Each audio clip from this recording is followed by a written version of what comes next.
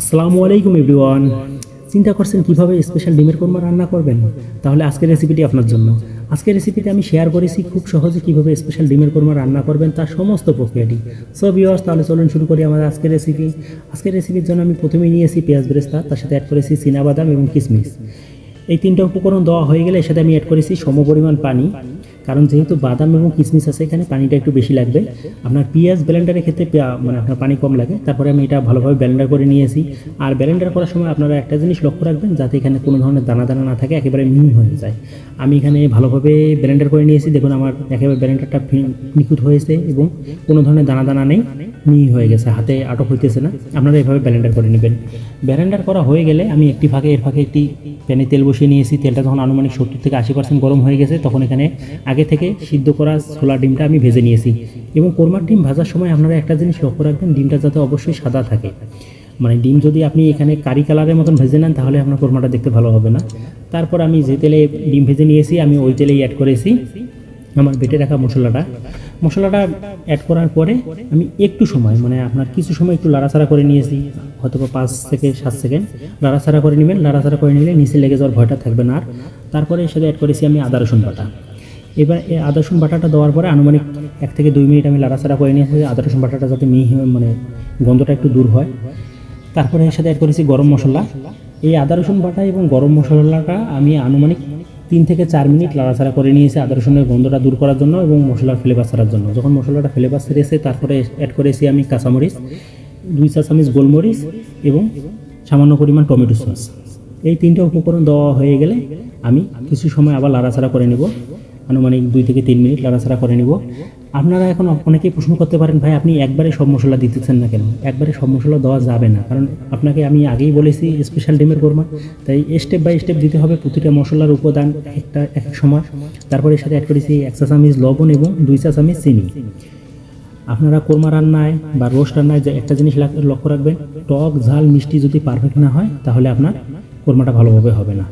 তারপর লাড়াচাড়া করে আমি যখন মোটামুটি মশলা কালারটা চেঞ্জ হয়ে গেছে, এর সাথে অ্যাড করেছি টক দই এবং হাফ কাপ গুঁড়া দুধটা আমি ঘন করে গুলিয়ে নিয়েছিলাম, এরপরে এর সাথে অ্যাড করেছি।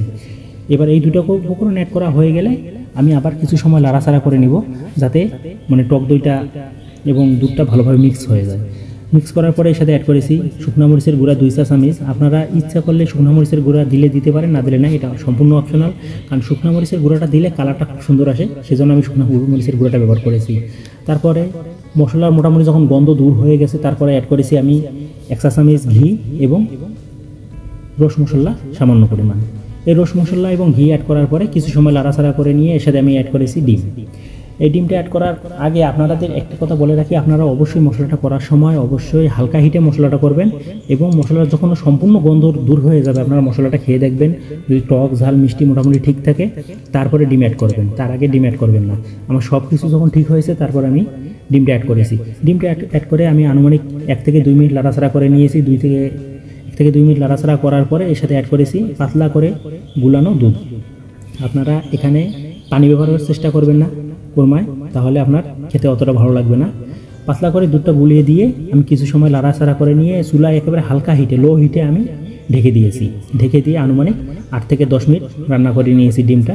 আপনারা জানেন ডিম রান্না করতে অত বেশি সময় লাগে না। তারপরে যখন এটা মোটামুটি বলক উঠে গেছে, কালারটা একটু চেঞ্জ হয়ে গেছে, তখন আমি এর সাথে অ্যাড করেছি টমেটো সসটা অ্যাড করার পরে এখানে আমি দিয়েছি সামান্য পরিমাণ মাওয়া গুঁড়া। মাওয়াটা আপনাদের জন্য অপশনাল, আপনারা দিলেও দিতে পারেন, না দিলেও নাই। তারপরে আমি চিনি এবং লবণটা টেস্ট করে নিয়েছি, দেখেছি আমার কাছে মিষ্টিটা একটু কম লেগেছে, সেজন্য আমি আরও 1.5 চা চামচ এখানে চিনি দিয়ে নিয়েছি, কারণ মিষ্টিটা যদি পারফেক্ট না হয় তাহলে খেতে ভালো লাগবে না। তারপর সবগুলো উপকরণ আমার দেওয়া শেষ হয়ে গেছে, একটু ঢেকে দিয়ে 1 থেকে 2 মিনিট জ্বালিয়ে নিয়েছি। জ্বালিয়ে নেওয়ার পরে আমার এনাফ, এই তো আমার তৈরি হয়ে গেল স্পেশাল ডিমের কোরমা। এই ডিমের কোরমাটা যখন পরিবেশনের জন্য রেডি হয়ে গেছে, তখন আমি এর সাথে অ্যাড করেছি প্রথমে মাওয়া গুঁড়া সামান্য। মাওয়া গুঁড়াটা আপনাদের আগেও বলেছি অপশনাল, এটা একটু মিষ্টি মিষ্টি লাগে, খেতে ভালো লাগে। তারপরে এর সাথে অ্যাড করেছি পেঁয়াজ বেরেস্তা এবং টমেটো সস। আপনি ডেকোরেশনটা যত সুন্দর করতে পারবেন, আপনার জিনিসটা দেখতে তত সুন্দর লাগবে, আর যে জিনিসটা দেখতে সুন্দর সেটা খেতেও সুন্দর। সো ভিউয়ার, যদি ভিডিওটি ভালো লেগে থাকে, আর যদি ফেসবুক থেকে দেখে থাকেন, অবশ্যই লাইক, কমেন্ট এবং শেয়ার করবেন। আর যদি ইউটিউব থেকে দেখেছেন, অবশ্যই লাইক, কমেন্ট, শেয়ার এবং ফলো করার জন্য বিশেষ অনুরোধ রইল। দেখা হবে আরও সুন্দর কোনো রেসিপি নিয়ে। সে পর্যন্ত আল্লাহ হাফেজ।